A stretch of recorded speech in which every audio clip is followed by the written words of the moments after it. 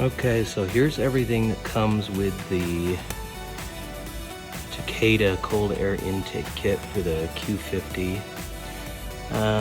Everything's laid out here. Got the pipes. These stickers are coming off a little bit, so I'm not sure how long those will last, but couplers, breather tubes, clamps. Here are the air filters. I'll put the part numbers for those in the description. The air boxes that clip onto the stock air boxes. I'm hoping that goes pretty smoothly, but here's what you're gonna get with the kit.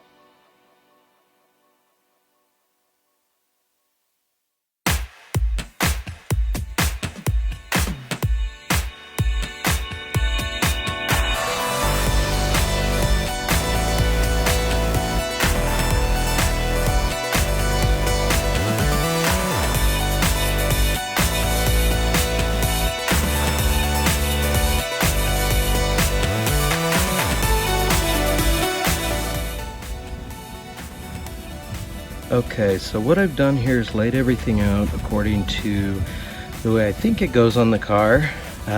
One thing I've noticed is that on the Takeda cold air intake, the mass airflow sensors look like they are mounted on the bottom.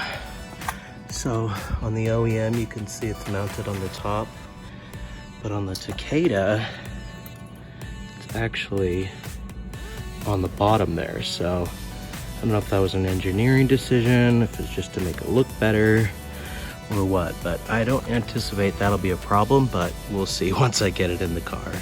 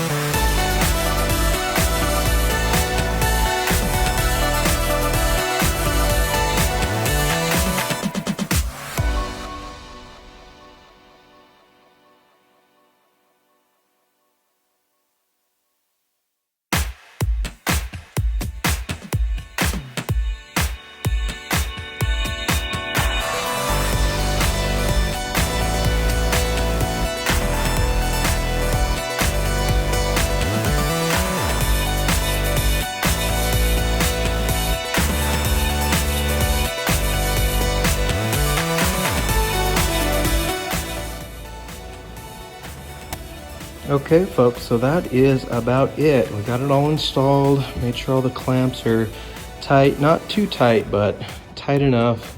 Had to cut the breather hoses a little bit, trim them down to make them fit, which is fine. Probably end up getting more clamps. These here seem pretty secure. It's low pressure, so I'm not super concerned with it popping off, but still it'd be nice just to finish it off with some clamps here. Didn't do a stellar job of cutting that, but that's okay because that breather tube starts about here and it's got a little lip around it to keep it pretty secure, but like I said, probably will get additional clips there. Okay, so here's what she looks like all put back together. Obviously my engine bay is a little dirty. You could see the Takeda intakes stick out because they're super shiny and clean. But looks nice. I did take the sticker off this side. It was falling off anyway, so I just figured, meh, don't need to worry about it peeling back and just a pain in the butt, so I took it off. This side, looking good though. Anyway, happy with it. I did test start the car. Seems to be okay. Let it run for a couple of minutes. No check engine lights. So fingers crossed, I'm gonna put a few more miles on it. See what happens.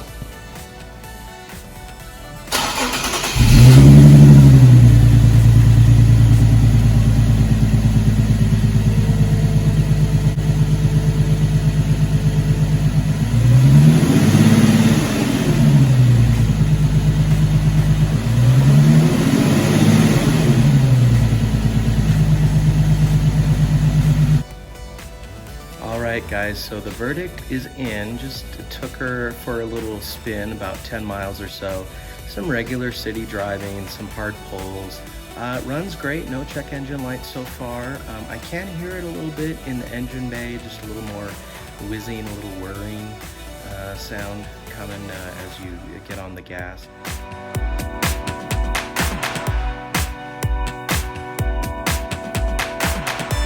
Other than that, I can feel the power where it's supposed to be, between about 25 and 4,500 RPM. I could feel just a little bit more punchiness there. You don't get much at the top end, but you know, AFE's dyno results don't really show that.